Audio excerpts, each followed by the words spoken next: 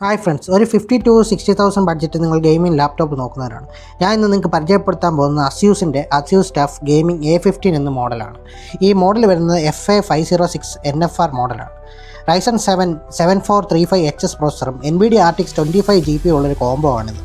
ഇത് 2025 60,000 to 65,000 കിട്ടാവുന്ന ഏറ്റവും പവർഫുൾ ഒരു ചോയ്സാണ്. ഫസ്റ്റ് എല്ലാവർക്കും ലാപ്ടോപ്പ് എടുക്കുമ്പോൾ ഏറ്റവും കൂടുതൽ പേടി വരുന്നത് ഹിഞ്ചസിൻ്റെ കാര്യമാണ്. ആ കാര്യം ഇതിൻ്റെ അത് ഒരിക്കലും പേടിക്കേണ്ട ഒരു ഇഷ്യൂ നിങ്ങൾക്ക് വരത്തില്ല. ഇതിൻ്റെ ബോഡി മെയിനായിട്ട് ഒരു മിലിറ്ററി ഗ്രേഡ് സർട്ടിഫൈഡ് ആയിട്ടുള്ള ലാപ്ടോപ്പാണ്. ഇതിൻ്റെ മെറ്റൽ ലിഡും ആർട്ട് പ്ലാസ്റ്റിക്കുമാണ് ഇതിൻ്റെ ബോഡിയായിട്ട് വരുന്നത്. ഇതിൻ്റെ ഡിസ്പ്ലേ സൈസ് വരുന്നത് 50.6 ആണ്. ഇതൊരു full HD IPS panel display ആണ്. 144 Hz റീഫ്രഷ് റേറ്റ് ആണ് നിങ്ങൾക്ക് തരുന്നത്. പിന്നെ കളർ റീപ്രൊഡക്ഷൻ വരുമ്പോൾ കളറിൽ ഇച്ചിരി റീപ്രൊഡക്ഷൻ കുറവായിട്ടാണ് എനിക്ക് തോന്നുന്നത്.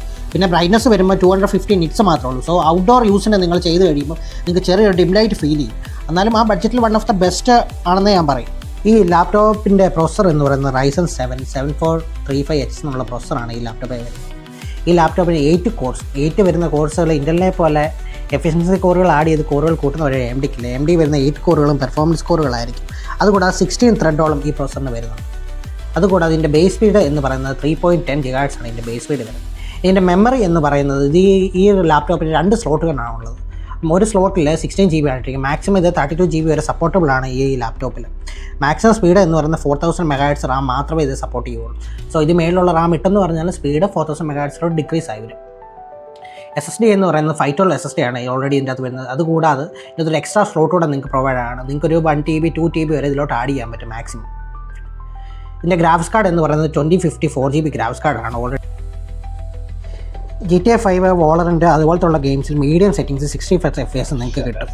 AAA ഗെയിംസിലാണെങ്കിൽ നിങ്ങൾക്ക് 30 to 45 FPS ഓളം നിങ്ങൾക്ക് ഇതിനകത്ത് കിട്ടും.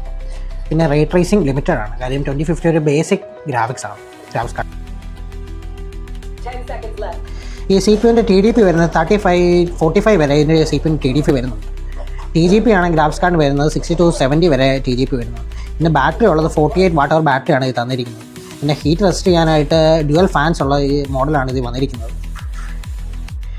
720p വെബ്കാമാണ് ഈ മോഡലിൽ വരുന്നത്. ക്യാമറ കുഴപ്പമില്ലെന്ന് പറഞ്ഞാലും ഒരു ഡിഫക്റ്റ് എന്ന് പറയാൻ പറ്റുന്നത് ഇതിന് ഇവരെ ഷട്ടർ ലോക്ക് കൊടുത്തിട്ടില്ല. സോ ഷട്ടർ ലോക്ക് ചെയ്യാനുള്ള പരിപാടിയോ കാര്യങ്ങളൊന്നും ഈ മോഡലിൽ വരുന്നത്. ഒരു 150 വാട്ട്സിൻ്റെ ചാർജറാണ് ഈ ലാപ്പിൻ്റെ കൂടെ ഓൾറെഡി അവർ കൊടുത്തത്. കാര്യം TDPയും TGPയും കമ്പയർ ചെയ്യുമ്പം 110 120 വാട്ട്സ് വരുന്നതുകൊണ്ടാണ് അവർ 150 വാട്ട്സിൻ്റെ ഒരു ചാർജർ ഇതിന് വേണ്ടി കൊടുത്തിരിക്കുന്നത്. ഈ മോഡലിൽ വരുന്ന കണക്റ്റേഴ്സ് എന്ന് പറയുന്നത് LAN വരുന്നുണ്ട്, HDMI വരുന്നുണ്ട്, USB 2 ലെഫ്റ്റ് സൈഡിൽ വരുന്നുണ്ട്. ഇതുകൂടാതെ USB-C type, audio Jack, right സൈഡിൽ ഒരു USB-A പോർട്ട് മാത്രമാണ് വരുന്നത്. ഇത്രയുമാണ് ഈ ലാപ്പിന് കണക്റ്റേഴ്സ് വരുന്നത്. നിങ്ങൾ അസ്യൂസിൻ്റെയോ ലെനോവയുടെ അതുപോലത്തെ ഏത് കമ്പനിയുടെ ലാപ്പ് എടുത്താലും നിങ്ങൾ ശ്രദ്ധിക്കേണ്ട ഒരു കാര്യം 3 year വാറൻറ്റി എക്സ്റ്റൻഡ് ഉണ്ടെന്ന് മാത്രം ഉറപ്പ് വരുത്തിയിട്ട് ലാപ്പ് എടുക്കുക എന്നുള്ളത് മാത്രമാണ്.